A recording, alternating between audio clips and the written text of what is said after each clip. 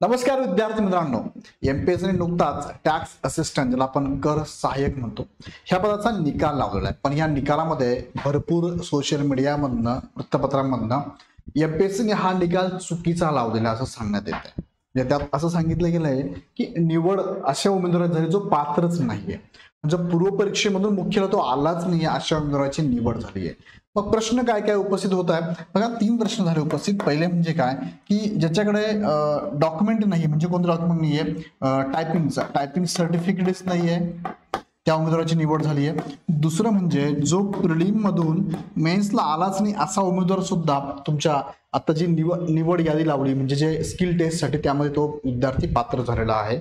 आणि तिसरा उमेदवार म्हणजे असा उमेदवार आहे जो की जसं की ज्याला आपण प्रकल्पग्रस्त, भूकंपग्रस्त, अंशकालीन कर्मचारी यांना ऑलरेडी आरक्षण नाहीये या पदासाठी, तर सुद्धा ह्या उमेदवाराची पण निवड केली गेली। असे प्रश्न सोशल मीडियामधून आता उपस्थित झालेले आहे। आता किती ऑथेंटिकेट आहे, किती बरोबर आहे, खरंच झालेलं आहे का, असं कुणी एखाद्या मुलाचं नाव मात्र अजूनपर्यंत समोर आलेलं नाहीये किंवा त्या सोशल मीडियाला न्यूजपेपरमध्ये आलेलं नाहीये की हा उमेदवार आहे, हा भूकंपग्रस्त आहे, याच्याकडे टायपिंग सर्टिफिकेट नाहीये किंवा आहे तरी याची निवड झालेली आहे। असा उमेदवार जो प्रीलिमधून मेन्सला गेलाच नाहीये, म्हणजे त्या उमेदवाराचं नाव नाहीये, फक्त असं बोललं जातंय की अशा उमेदवारांची निवड झालेली आहे।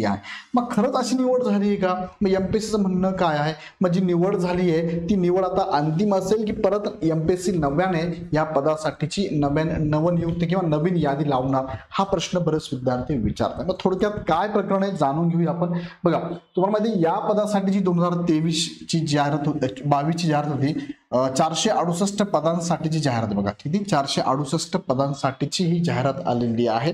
इयर माझं मागे पुढे होऊ शकतं, पण 468 जागांसाठीची जाहिरात आहे। आणि याचं जर आपण बघितलं तर यामध्ये सगळ्याच पदांसाठी बघा इथे आरक्षण कुणाला कुणाला लागू केले त्यांनी बघा, म्हणजे सर्वसाधारणपण आहे, महिलांना आहे, खेळाडूंना आहे, माजी सैनिकांना, दिव्यांग आहे आणि पुढचा म्हणजे तो म्हणजे अनाथांना पण आहे। इथे तुम्ही बघाल प्रकल्पग्रस्त, भूकंपग्रस्त, अंशकालीन यांना मात्र इथे काय जागा नाहीये, त्यांना आरक्षण नाहीये। अशी 468 पदांची जाहिरात होती।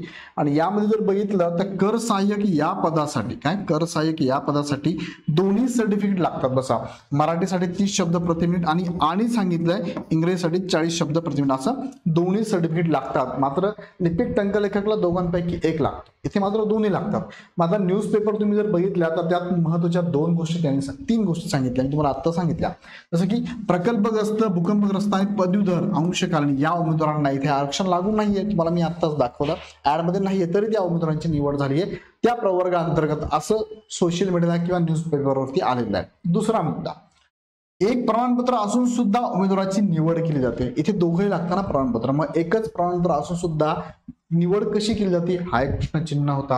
आणि तिसरं म्हणजे असा उमेदवार जो पूर्व परीक्षा उत्तीर्णच नाहीये त्या उमेदवाराची या निवड यादीमध्ये म्हणा किंवा या लिपिक टंकलेखक स्किल टेस्टची लिस्ट जी लागली त्यामध्ये आलेलं नाही, हे कसं होऊ शकतं असं सोशल मीडियाला चाललेलं आहे। आता याच्यात तथ्य चेक करावं लागेल किंवा एमपीचं म्हणणं काय किंवा तो जो कोणी मुलगा आहे त्याचं नाव तरी समोर आलं पाहिजे जेणेकरून आपण ते पूर्ण चेक करू शकतो, पण असं नाव समोर तर काय आलेलं नाहीये। दुसरं, हिस्ट्रीमध्ये असं सांगितलं जातं की हिस्ट्रीमध्ये पीएसआयच्या परीक्षेमध्ये असं चूक एमपीएससीने केली होती आणि नंतर ती दुरुस्त पण केली होती। जसं की त्यावेळेस झालं काय होतं, असा या पीएसआय 2020च्या निकालामध्ये खेळाडू उमेदवार जो पात्र नव्हता त्या उमेदवाराची निवड करण्यात आली होती। नंतर एमपीएससीने ती निवड परत काय केलं, तो निकाल परत सुधारित करून प्रसिद्ध केला होता।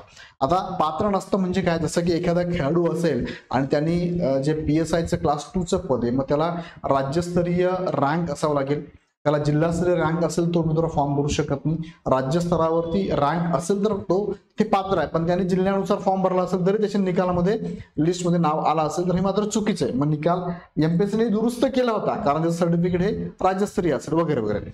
सो अशाही घटना घडतात, चुकून काहीतरी डॉक्युमेंट ऍड करून टाकायचं आणि त्याचा निकाल लावायचा, म्हणजे इथे खेळाडूंसाठी जागा आहे पण तो पात्र नव्हता, इथे लक्षात मला काय म्हणायचं। सो असं होऊ शकतं। मग एमपीएससीचं म्हणणं याच्यावरती काय आहे, एमपीएससीचं म्हणणं काय ते पण त्यांनी सांगितलं बघा। आता सिविक मिररने हा प्रश्न उपस्थित केला बघा, इतर न्यूज चॅनलनी पण पेपरने पण हा उपस्थित केला होता की एमपीएससीच्या कारभारावरती प्रश्नचिन्ह, सुद्धा निकालबद्दल हे सगळं चाललंय वातावरण। मग एमपीएससीने याच्यावर निकालावरती म्हणणं काय, एमपीएससी म्हणते निकाल योग्यच। कर सहाय्यक मुख्य परीक्षेसह टंकलेखन कौशल्य चाचणी निकाल नियमानुसार लावण्यात आल्याचा दावा. आता हे जर बघितलं तुम्ही, ही जी एक्झामचा निकाल लागलाय 2023चाच आहे निकाल, 2023चाच निकाल आहे, जे आता लागला 2023चाच निकाल आहे, साली 2023. त्यांचं म्हणणं एमपीएससीचे जनसंपर्क प्रमुख म्हणून राजू धोत्रे यांनी सिविकला जी माहिती दिली, त्यांचं म्हणणं असं आहे इथे जी आम्ही नोंद घेतली आहे की जसं आपण म्हणतो की भूकंपग्रस्त, प्रकल्पग्रस्त आणि अंशकालीन यांची आम्ही इथे निवड केलेलीच नाही असं त्यांचं म्हणणं आहे.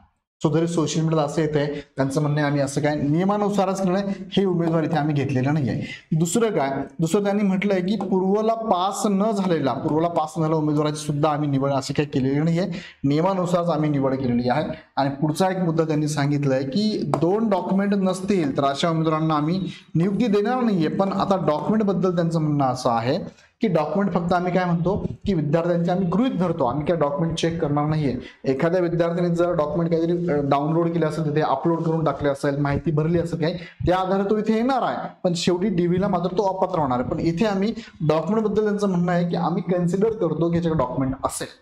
आता नसताना जरी फॉर्म भरला असेल, तो लिस्टमध्ये आला साहजिक एखाद्या उमेदवाराला त्याने काय डावललंय, त्याच्याकडे ऑलरेडी डॉक्युमेंट असतील, 2 डॉक्युमेंट असतील, पण इथे या डॉक्युमेंट नसलेल्या उमेदवाराचं नाव आल्यामुळे डॉक्युमेंट असलेला उमेदवार मात्र अपात्र होऊ शकतो, ही शक्यता आहे, डेफिनेटली आहे, हे होऊ शकतं. मात्र तो उमेदवार जो झालाय पात्र, तो फायनली क्वालिफाईड होणारच नाही. सो याच्याबद्दल मात्र एमपीएससीला विचार करावा लागेल, कारण डॉक्युमेंटमध्ये भरत असताना मुलं चुकीची डॉक्युमेंट भरून टाकतात, अपलोड करतात, माहिती देऊन टाकतात आणि विनाकारण स्कोर त्यांचा चांगला आहे, हुशार आहे, पण विनाकारण हे म्हणतात ते अपात्र होतात डॉक्युमेंटमुळे. पण ज्यांच्याकडे ऑलरेडी डॉक्युमेंट आहे त्या मुलांना मात्र संधी मिळत नाही. याच्यावरती एमपीएससीने मात्र विचार करायला हवा. बघूया एमपीएससीच्या वरती काय निर्णय घेते, किंवा याच्याबद्दल कदाचित असलही काही गोष्टी त्यांच्या एमपीएससीच्या, तर त्याही आपण पुढे बघूया. याच्यावरती मी पण एक अनालिसिस करत आहे, कारण ह्या गोष्टी 2020ला पण, जसं तुम्हाला मी मागाशी म्हटलं, 2020ला पण ह्या घडलेल्या आहेत. 2020ला पण असं घडलं होतं की एक स्पोर्टचा कॅन्डिडेट आहे आणि इथे स्पोर्टचं डॉक्युमेंट आहे असं तो डॉक्युमेंट शो करतो आणि काहीतरी डॉक्युमेंट तो अपलोड पण करतो. त्या आधारावर त्याला चांगले मार्क मिळतात आणि तो काय होतोय, मेन्सला पण येतो.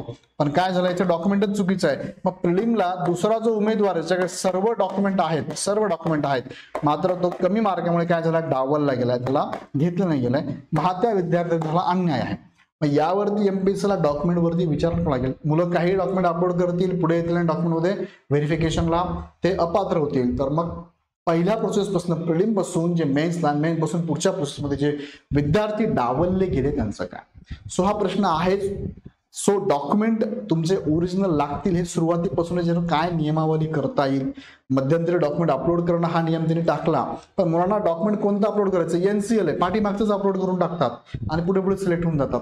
त्यामुळे एक जागा एका विद्यार्थी कुठेतरी अन्याय होणारच आहे.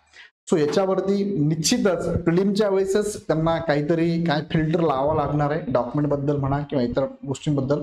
सो बघूया, भविष्यात याच्यावरती नक्कीच निर्णय होईल अशी अपेक्षा आपण व्यक्त करूया. पण हे जे प्रकरण आहे, तुम्ही आता सगळ्या सोशल मीडियाला बघताय, तर हे प्रकरण आता असं विशेष नाहीये.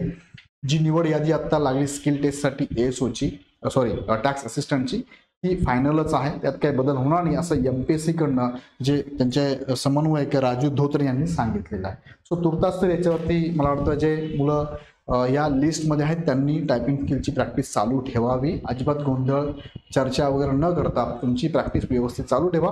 पुढे एमपीएससी म्हणणं काय आपण समजेल लिखित स्वरूपामध्ये. हे फक्त आता ओरली त्यांनी माहिती दिलेली आहे, त्यांचं नोटिफिकेशन येईल तेव्हा आपण तुम्हाला माहिती देतोच.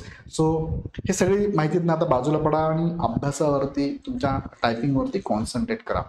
गट क ची पण टायपिंगची लिस्ट एवढ्या आठवड्याभरात लागण्याचे चान्सेस आहे. 1 किंवा 2 आठवड्यात 100% लागेल.